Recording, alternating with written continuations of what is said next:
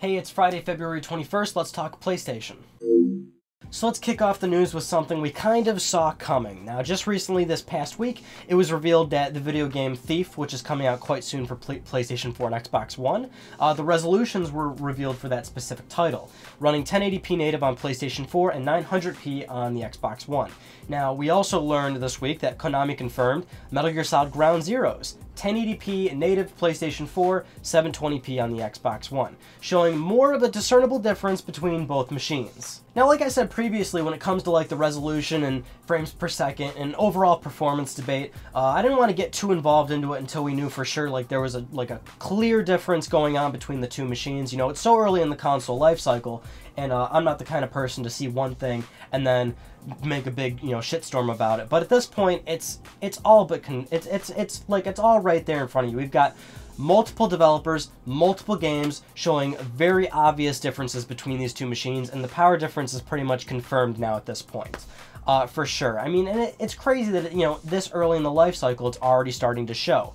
Now, it is mentioned before that if you're talking Xbox One, there's there's SDK improvements that can be made to the development kit. Microsoft's reportedly unlocking more GPU power so developers can harness more of that, and that's certainly going to help them in the long run. But I think at this point, this is sort of the last time we really need to mention it, unless we see even more, like even vaster differences between third-party games. But I think at this point, like, it's there, right? We've got it.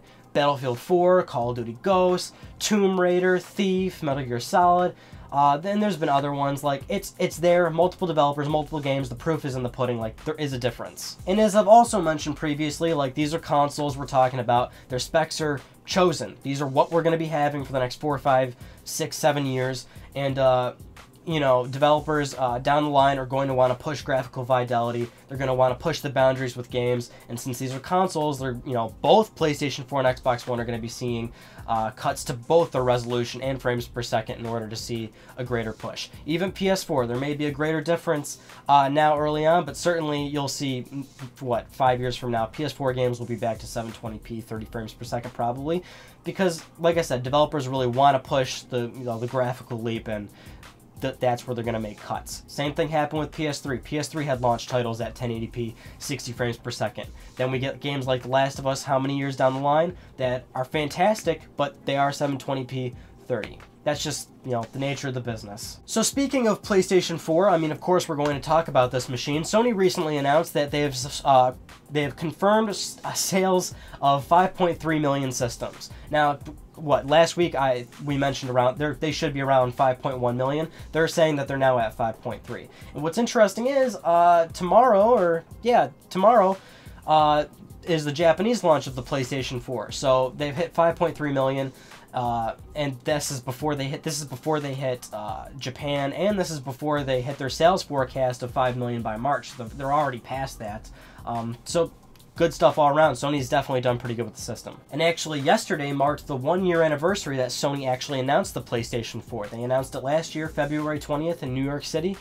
Man, that was a crazy time. Leading up all the way to it, right? Like, we've covered every single week. I've been here on Fridays covering the PlayStation 4, and now it's actually out, and now it's actually doing pretty damn well. Crazy stuff, man. I've been doing this for a while.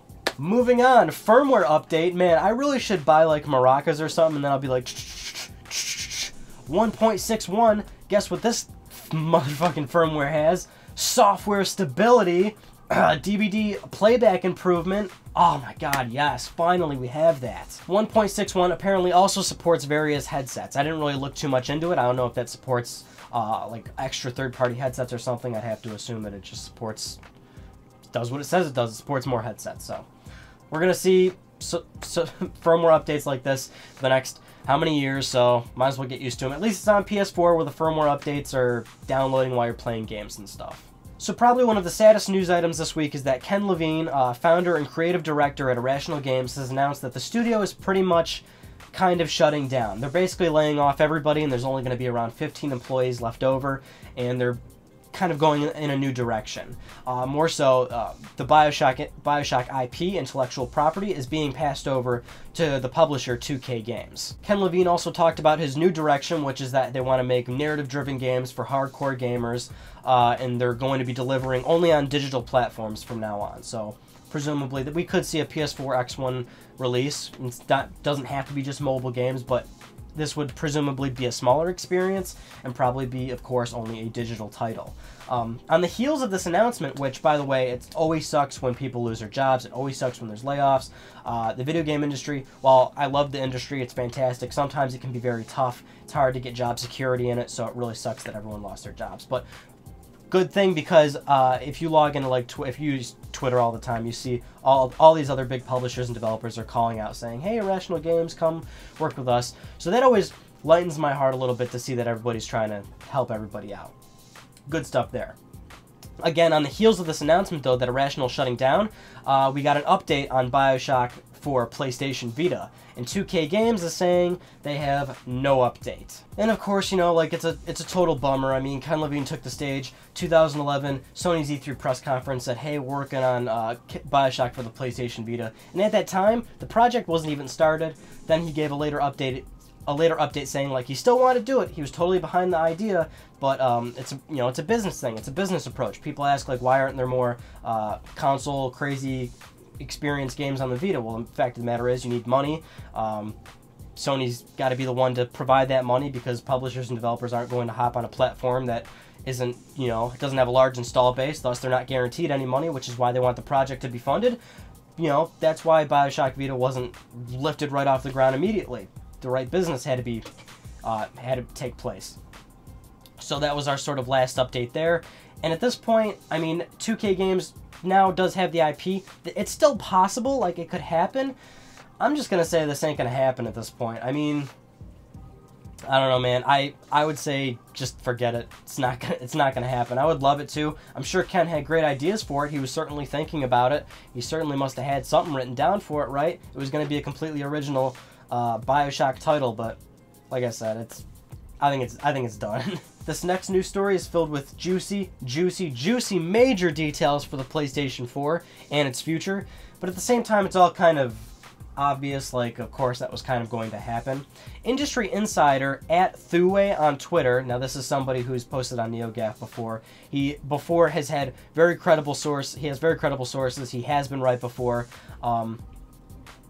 So, which is why I'm mentioning him. He certainly has been right in the past, therefore he is credible and he is attached to the industry. But he has been posting some interesting things on Twitter recently. In a number of tweets, Thuway discussed that Sony's going to be releasing new updated Drive Club footage soon. We'll be seeing Gran Turismo 7 Prologue soon. We'll be seeing Sony's virtual reality headset soon. We'll be seeing Sony Santa Monica's new game soon, which is a completely new IP, of course. Uncharted 4. Perhaps the one that was most interesting is The Last Guardian. We'll be hopefully seeing that for PS4 very soon. These are, of course, major things like, holy crap, virtual reality, Gran Turismo 7, Last Guardian on PS4, which is perhaps the most interesting one. Uncharted 4, like, great stuff, but we kind of already know that's coming. But he's an industry insider, and, you know, of course, like, don't completely believe it. These things certainly aren't 100% true, but, you know, take it as you will. I mean, it makes sense, though, because Sony has these developers. We know Uncharted 4 is coming. We know The Last Guardian exists to some capacity, and that Shuhei Yoshida keeps telling us it is coming.